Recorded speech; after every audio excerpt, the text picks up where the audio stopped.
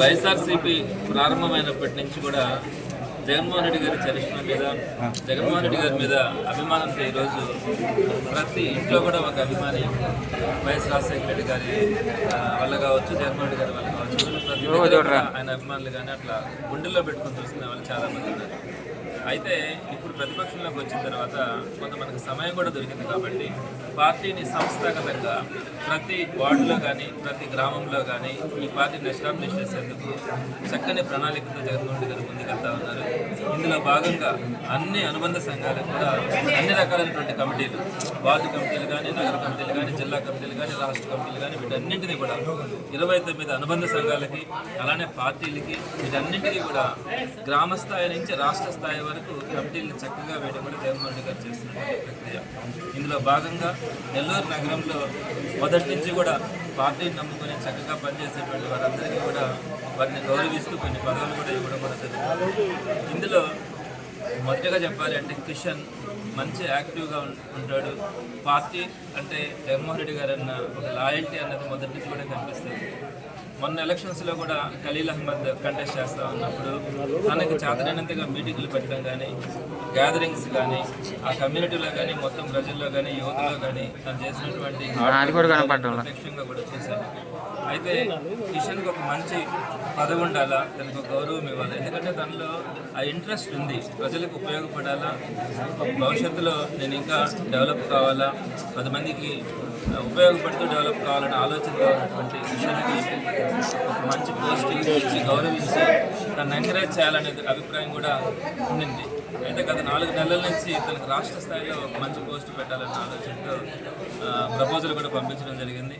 మరి అందులో భాగంగా యువజన విభాగానికి సంబంధించి అంటే ఉన్నటువంటి 29 విభాగాల్లో యువజన విభాగం అన్నది అత్యంత కీలకమైనది. ఎందుకంటే అక్కడే వాళ్ళలో ఉన్నటువంటి ఆ షార్ప్నెస్ కానీ, ఒక నాయకులుగా ఎదగాలనే తపన ఆ యువజన విభాగంలోనే ప్రారంభమవుతుంది. ఈరోజు ఎవరైనా కూడా రాజకీయ నాయకులు ఎదుగుతారంటే యువజన విభాగంలో వాళ్ళు చక్కగా పనిచేస్తుంటేనే వాళ్ళ ఆ స్థాయికి రాగలరు.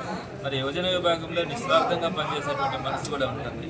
మరి ఆ యువజన విభాగంకి సంబంధించి రాష్ట్ర స్థాయిలో అఫీషియల్ స్పోక్స్ పర్సన్గా కిషన్ని నియమించడం తప్పకుండా అతనికి కెరీర్ కూడా ఒక మలుపనే చెప్పచ్చు. అతనికి ఇంకా భవిష్యత్తులో మంచి స్థాయికి రావాలని మనస్ఫూర్తిగా కోరుకుంటున్నాను. ఒక మంచి మనసుతో మనం కనుక పనిచేస్తూ వెళ్తే అన్నీ కూడా అనుకూలంగానే ఉంటాయి. జగన్మోహన్ రెడ్డి గారు ఒకటే ఆలోచిస్తారు. అదే పక్కన చంద్రబాబు నాయుడు గారు కనుకైతే లాస్ట్లో ఎవరు డబ్బులు తెచ్చుకుంటే వాళ్ళకి టికెట్లు ఇచ్చే పరిస్థితి తెలుగుదేశంలో కనపడుతుంది.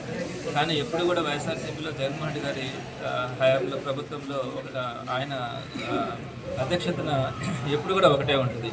పార్టీని నమ్ముకున్న వాళ్ళకి కానీ, తనని నమ్ముకొని కష్టపడి పనిచేసే వాళ్ళకి కానీ, ఆయన ఎన్ని కష్టాలు వచ్చినా కూడా వాళ్ళకి అండగా నిలబడి వాళ్ళకి లిఫ్ట్ ఇవ్వడం కూడా జరుగుతుంది.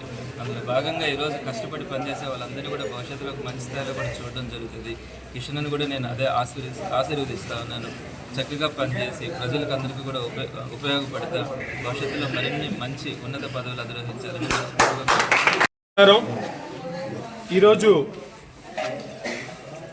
నాకు వైఎస్ఆర్ కాంగ్రెస్ పార్టీ యువజన విభాగ రాష్ట్ర అధికార ప్రతినిధిగా నన్ను నియమించినటువంటి పార్టీ అధ్యక్షులు మాజీ ముఖ్యమంత్రి వర్యులు జగన్మోహన్ రెడ్డి గారికి, అలాగే Nellore city incharge MLC Parvathareddy Chandrasekhar Reddy గారికి, అలాగే జిల్లా అధ్యక్షులు కాకాని గోవర్ధన్ రెడ్డి గారికి నా ప్రత్యేక ధన్యవాదాలు, కృతజ్ఞతలు తెలియజేసుకుంటున్నాను. ముఖ్యంగా ఈరోజు నాకు ఈ పదవి రావడానికి ముఖ్యమైనటువంటి కారణం ఎమ్మెల్సీ చంద్రశేఖర్ రెడ్డి గారు. ఎందుకంటే ఈరోజు రాష్ట్రంలో మనం చూస్తున్నాం, ఈ రెడ్ బుక్ పరిపాలన పేరుతో రాక్షస పరిపాలనని పరిపాలిస్తున్నటువంటి నేటి తరుణంలో నెల్లూరు నగర నియోజకవర్గంలో అనూహ్యమైన పరిస్థితుల్లో మన చంద్రశేఖర్ రెడ్డి గారిని జగన్మోహన్